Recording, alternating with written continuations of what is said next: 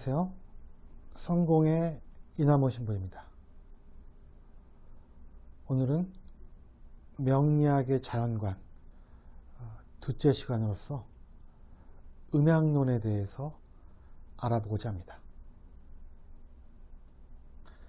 음양론은 세상을 간단하게 두 요소로 나누어 해석하는 체계입니다. 사실 음양론은 자연의 관찰을 통해서 성립된 이론입니다. 낮과 밤, 여름과 겨울, 어둠과 밝음, 남자와 여자 등 어디서나 관찰이 가능한 이 대립적인 요소가 자연현상에 존재합니다. 그리고 이게 단순히 대립이 아니라 또한 서로 보완적이기도 합니다. 그리고 상대적인 개념이기도 합니다. 제가 음과 양에 대해서 예를 들어서 설명하도록 하겠습니다. 음은 간단히 수축하려는 기운이라고 이해하시면 됩니다. 그리고 양은 펼치는 기운이라고 생각하시면 됩니다. 남자들은 사업을 벌이려고 하고 여자들은 재산을 모으려고 합니다. 언제 그 남자가 망할지 모르잖아요. 그래서 우리 흔히 남자와 여자를 음양의 대표적인 존재로 듭니다. 그러나 고정되어 있는 것이 아닙니다. 가령 남자끼리만 모인 집단이 MT를 갑니다. 그러면 꼭 거기서 누군가는 여성의 역할을 감당하는 사람이 나오게 됩니다. 그렇게 모인 남자들 중에서 좀 음기가 강한 남자라고 할 수 있습니다. 가령 식사를 준비하거나 설거지를 하거나 이런 사람들은 그렇지 않은 사람들에 비해서 음기가 강한 사람들입니다. 정리하고 마무리하고 수축하려는 기운이 많기 때문입니다. 제가 좀 음기가 강해서 MT에 가면 그런 역할을 좀 맡아서 합니다. 정리를 해야 합니다. 제가 사주상 금수 기운이 강한데 금과 수가 응축하는 기운입니다. 가을과 겨울의 기운이죠. 또 이런 예를 들을 수 있습니다. 제가 모 여대에서 한 2년간 객원 상담원을 한 적이 있습니다. 여대에 가면 남녀공학과는 좀 다른 풍경이 펼쳐집니다. 남녀공학에서는 여자들이 남자를 의식해서 약간 좀 행동을 자제하는 경향이 있습니다. 제 주관적인 견해일 수도 있습니다. 제가 이제 목격한 한 광경은 한 여학생이 벤치에 누워서 한쪽 다리를 이제 또 벤치에 올리고 등받이에 올리고 산발을 한 채 추리닝을 입고 담배를 피는 장면이었습니다. 사실 이런 모습은 남녀공학에서 있는 여학생들이 하기 어려운 행동입니다. 왜 그랬을까요?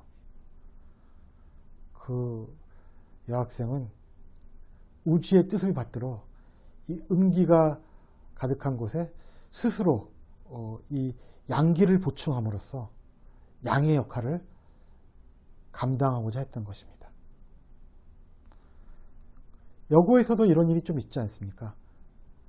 약간 보이시한 여학생이 있다. 그럼 이제 그 여학생과 친해보고자 싶은 서로 이제 질투하게 되는 경우도 있고 이런 경우가 종종 있습니다. 항상 이제 음양의 기운이 이렇게 상대적이고 펼쳐져서 균형을 맞아야 한다. 이것이 바로 음양의 원리인 것입니다. 주역은 이러한 음양론적 사유가 집적된 문서입니다.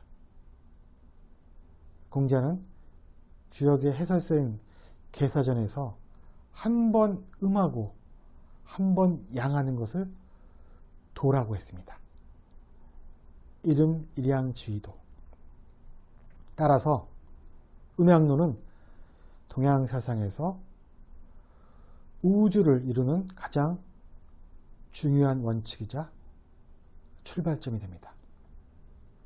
또한 또 주역에서 여기에는 태극이 있고 태극은 음과 양을 낳는다고 언급한 대목이 있습니다.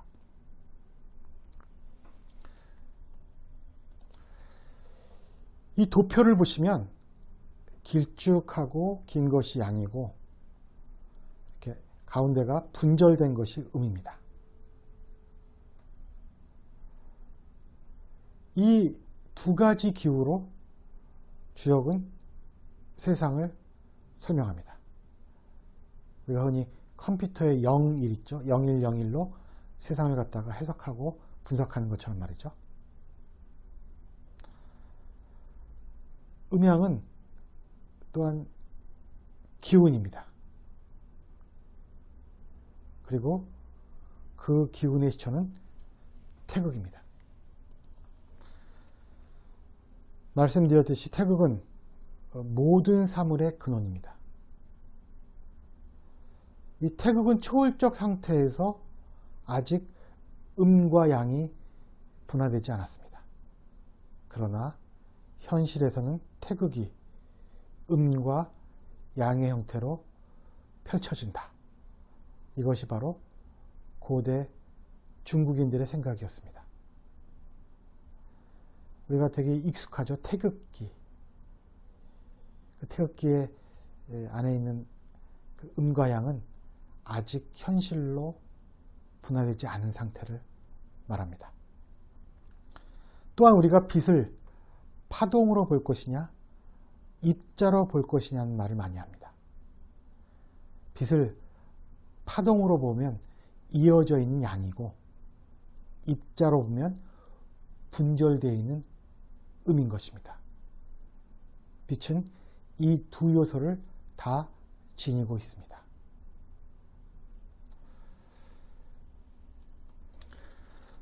참고로 주역을 음양의 학문이라고 합니다. 음과 양이 계속 분화해서 사상, 8개, 64개가 됩니다.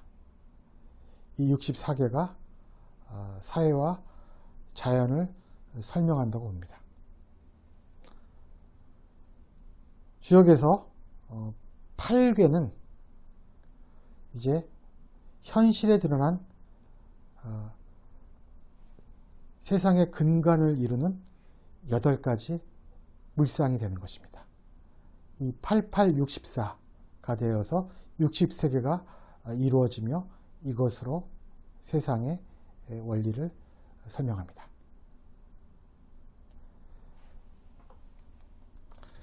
태극, 양이, 사상, 8개, 64개. 이것이 주역의 원리인 것입니다. 순전히 음과 양으로만 세상을 설명하는 원리입니다. 이러한 주역의 음양사상은 명리학에도 이어집니다. 청나라 시대의 명리학자 시묘첨은 자평진전에서 이렇게 말합니다. 천지간에는 하나의 기가 있을 따름이다. 다만 고요함과 움직임이 있어서 음양으로 나누어지고 노소가 있으니 사상으로 나누어진다. 그래서 주역의 음양론을 이어받고 있는 것입니다. 이제 오행론에 대해서 알아보도록 하겠습니다.